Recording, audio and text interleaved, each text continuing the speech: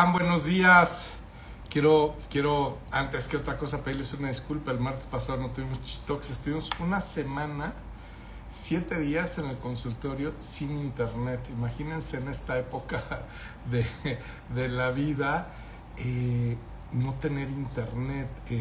Hacíamos las consultas como hace años, a mano, ¿no? Y bueno, pues no podíamos consultar muchas cosas que normalmente consultamos. Siempre me llevaba yo tarea a casa y consultaba todas esas cosas desde casa.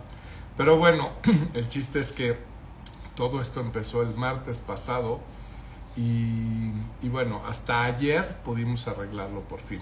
Les pido una disculpa, fue causa de fuerza mayor que no tuviéramos Chichitox, pero aquí estamos y si es por nosotros siempre hay Chichitox.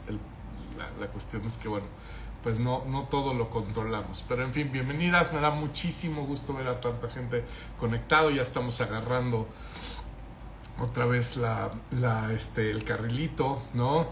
Quiero saludar a Pedraza75, Samit Shahin, Andrea at 260, Iván Meigón, Berta Fuen, Vix GR24, Maricruz Barradas Castillo, Cari Sasa, Armida Tello, queridísima, abrazo. José Telles Elías, ¿cómo estás? Pepe, Berta Fuen. Me da muchísimo gusto ver que tanta gente está conectada. Y bueno, pues recuerden que los temas se escogen con base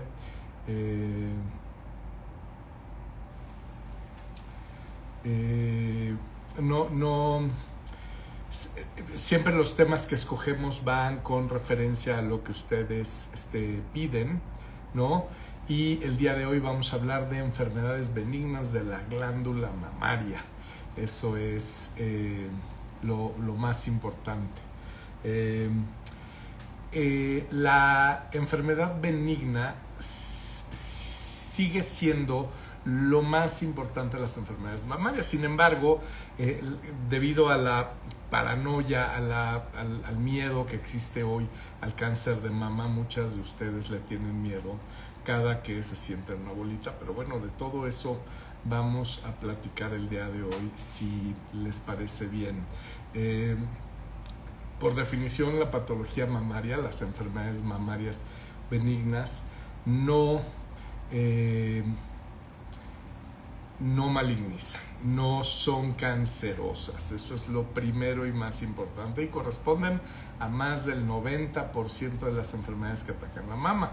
Entonces, no toda la bolita que se palpa en el seno va a ser maligna. Eso espero que esté súper claro con todas ustedes. 2, son muy comunes en mujeres en edad fértil, mujeres con ovarios que están produciendo hormonas suficientes para reproducirte. Primera mentira que vamos a tirar hoy en día, el día de hoy, perdón, en este Chichitox, es que hay un mito que piensas que una vez que tienes tu menopausia ya no produce hormonas. No es cierto, se siguen produciendo hormonas. Lo que pasa es que son insuficientes para reproducirte.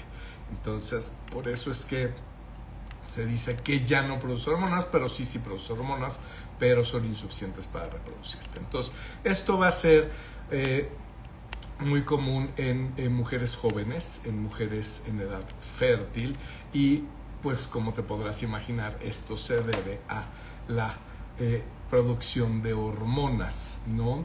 A la gran producción de hormonas. No siempre, pero muchas de estas enfermedades son influenciadas por hormonas, ¿de acuerdo? Bueno, vamos a empezar, y la más común o los más comunes es la condición fibroquística de la mama.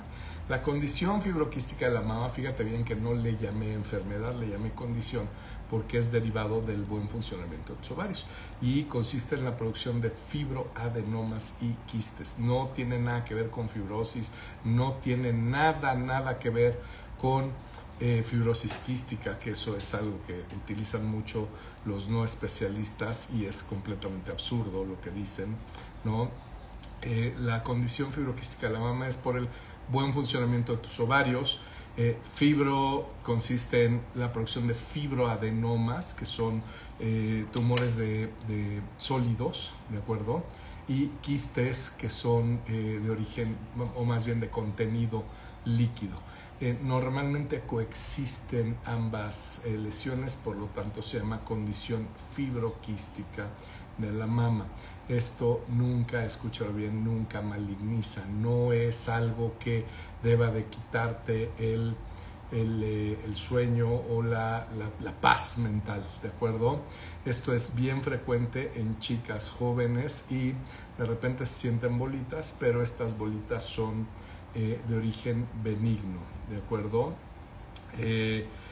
¿Cuál es el problema de estas bolitas si no se vuelven cáncer? Que pueden llegar a doler en interacción con algunas sustancias que consumimos en la dieta, que se llaman metiljantinas con X. Las metiljantinas están en café, tés oscuros, Coca-Cola, vino tinto, chocolates, cualquier tipo de semilla, nueces, pistachos, almendras, cacahuates, pepitas, semillas de girasol, quesos de sabor fuerte, yogurt y kefir. No dije lácteos, solo los quesos de sabor fuerte, el yogurt y el kefir. Embutidos, aunque sean de pavo, fresas o higos. Hay muchos alimentos que contienen jantinas, pero son los más comunes de la dieta latinoamericana que tenemos, ¿ok? Bueno, muy bien. Estos dolores son tipo ardoroso o tipo opresivo, y esto es relacionado a ciclo menstrual, lo que te habla de la influencia hormonal importante, ¿de acuerdo? El dolor mamario se puede presentar con la presencia de un quiste o de un fibroadenoma, se puede presentar espontáneo, y eso se llama mastalgia. Algos es dolor, mastos es mama, dolor en la mama, ¿de acuerdo? ¿Te hacen daño estos alimentos, estas jantinas? No, definitivamente no. No ponen en riesgo tu vida, no hacen que se formen más bolitas. Es una cuestión que también los no especialistas dan por decir mucho, que estas sustancias hacen que te llenes de bolitas. No es cierto. Estas sustancias hacen que duelan las bolitas. ¿Tienes algún otro síntoma aparte o algún otro problema aparte del dolor? No, la verdad es que no. Nada más el puro dolor. Entonces hay gente que pues definitivamente no puede dejar el café, y está bien, nada más sábete que hay un precio que pagar ante esas cosas, ¿no? Bueno, muy bien, sigamos adelante. Las enfermedades mamarias pueden incluir el dolor mamario, como les decía, sin necesidad de que haya una causal directa ocasionado por un fibroadenoma o por un quiste. La mastalgia puede ser espontánea y esa es muy independiente. Se tiene que averiguar cuál es el origen de esa mastalgia. La gran mayoría de las veces no es mastalgia, es un dolor osteomuscular, pero que se refleja en la mama, pero por eso es importante hacer una medicina individualizada de todo esto, ¿de acuerdo? Muy bien. La siguiente enfermedad que vamos a ver es la mastitis. Esto es una condición inflamatoria, una condición infecciosa de la glándula mamaria, y por lo general se asocia al parto. Se llama mastitis puerperal, pero puede llegar a presentarse sin la necesidad de que haya un embarazo, y esto se llama mastitis granulomatosa. La gran mayoría de las pacientes presentan un solo episodio y ya, pero hay pacientes que tienen una recurrencia de esto. Es importante que si padeces de esto sea visto, sea diagnosticado, sea manejado por un especialista en mama y no por una persona X, cualquiera que sea, ¿de acuerdo? Porque hay que averiguar cuál es el origen de la mastitis y dar el tratamiento adecuado, ¿ok? Es muy molesta la mastitis, es muy dolorosa para quien la padece y para quien la trata. Es un reto verdaderamente, porque tiene comportamientos muy diferentes y es muy importante saber cómo manejar cada caso, ¿ok? Una cuestión que estamos viendo muy frecuentemente aquí en el consultorio es el papiloma intraductal. Cuando oigas la palabra papiloma, no estamos hablando ni tiene nada que ver con el virus del papiloma humano. El papiloma se refiere a una forma de papila. Esto es como una palomita de maíz, es como una bolita multilobulada, ¿no? Eso es forma de papila. El virus del papiloma humano tiene forma de papila, por eso se llama virus del papiloma humano. Pero los papilomas intraductales es una dilatación en los conductos mamarios en donde se aloja un pequeño bultito que tiene forma de papila. Esto puede llegar a causar secreción por el pezón, que es otra de las cosas que genera muchísima angustia, porque les han dicho hasta el cansancio, chicas, que tener secreción por el pezón es sinónimo de malignidad, y no es cierto. La gran mayoría de las secreciones por el pezón no tienen absolutamente nada que ver con cáncer, ¿de acuerdo? Obviamente necesitamos saber cuál es el origen del papiloma y qué es lo que contiene. Necesitamos hacer una biopsia, porque hasta un 8% de los papilomas intraductales contienen en su interior un cáncer oculto.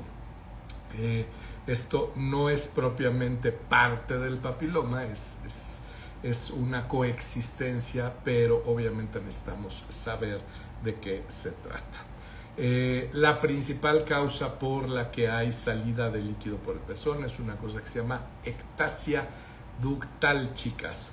La ectasia ductal es una dilatación del ducto mamario, es como una varice de los conductos mamarios. ¿Esto te debe de preocupar? No. Todos los ductos del cuerpo, todos y cada uno de ellos, se deben de lubricar. Si no se lubrican, se pegan. Ese líquido se puede acumular y el único lugar por donde puede salir es por el pezón. Entonces, no te asustes si es eso.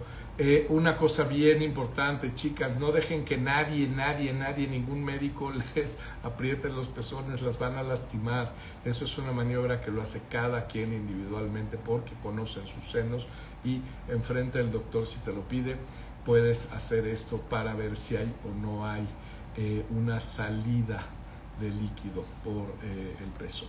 ¿De acuerdo? ¿Cómo se hace el diagnóstico de estas enfermedades?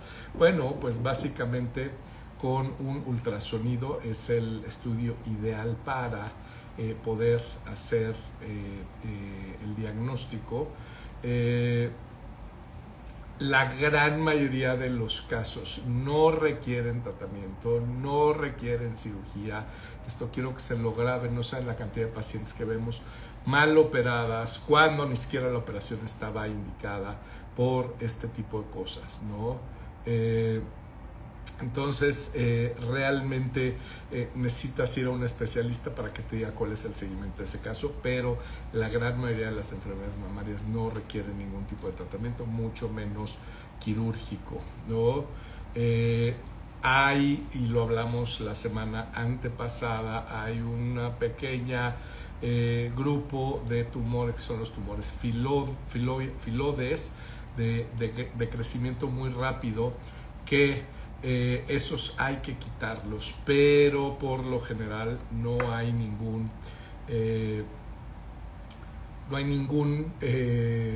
riesgo asociado con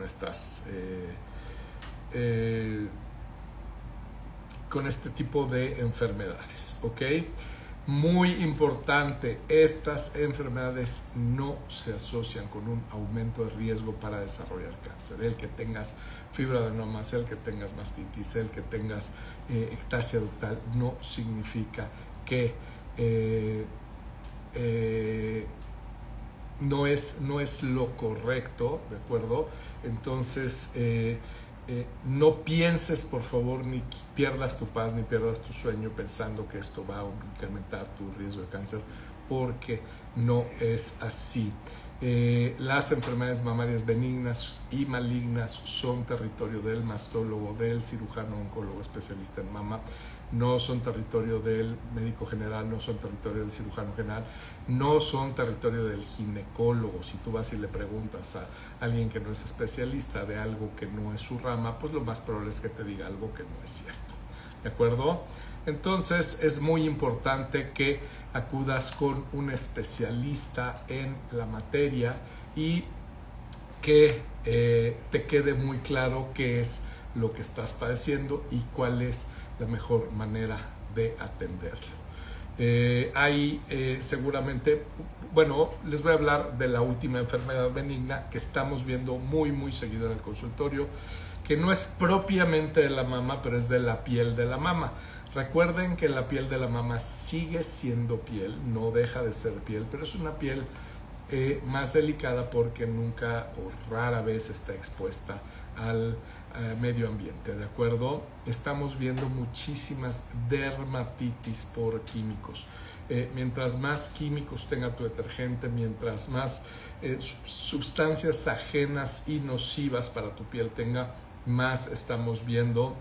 Esto se caracteriza por una comezón importante en la glándula mamaria, por enrojecimiento o por una descamación fina.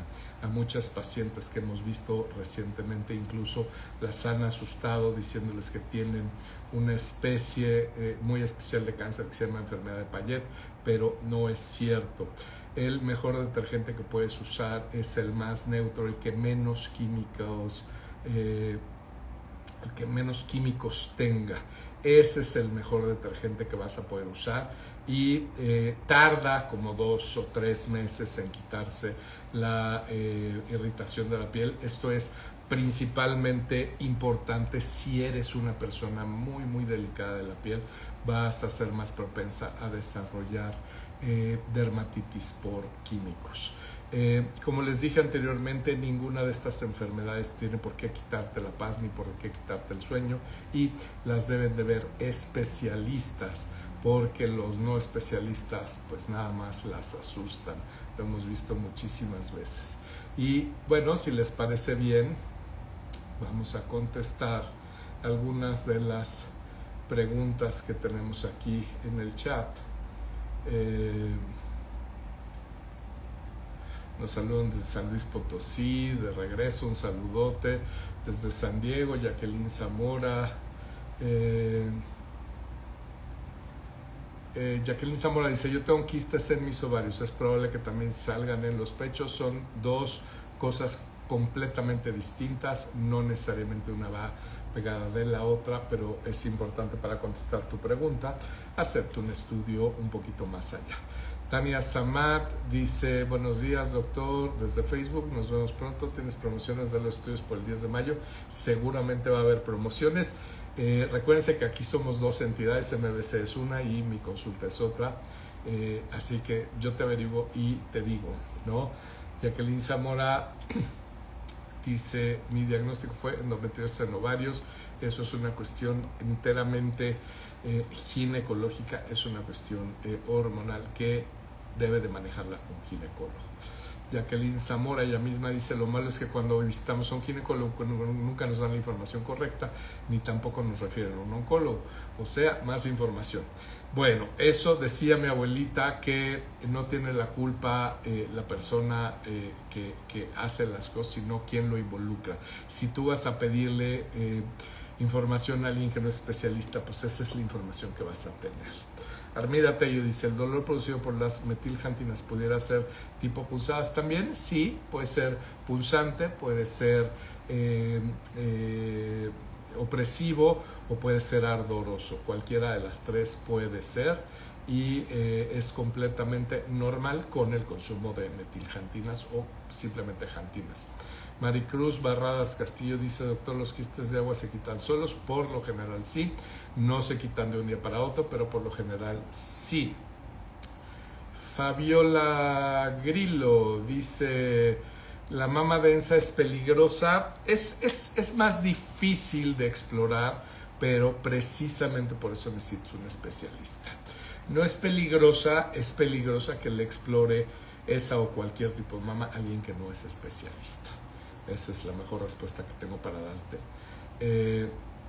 ¿La mama axilar puede estar relacionada con el cáncer? No por sí sola. Las mamas accesorias o las mamas extras, que son bastante frecuentes en Latinoamérica, una de cada 4 mujeres la tiene, 25% de las mujeres la tienen, pero no tiene que ver con el cáncer. ¿Puede desarrollar cáncer? Sí.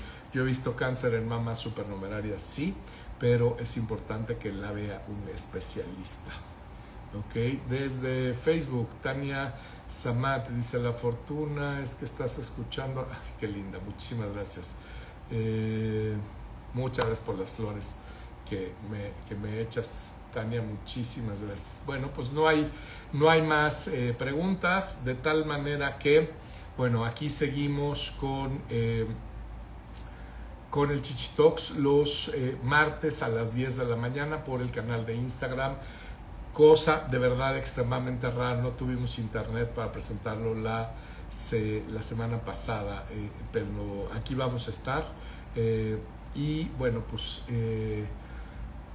esto es un espacio para que tú y yo podamos platicar de las cosas que normalmente no se platican en la consulta y que yo detecto tanto en la consulta como en estos lives. Así que te deseo una gran semana y nos vemos el martes que entra. Que tengas muy bonita semana. Bye bye.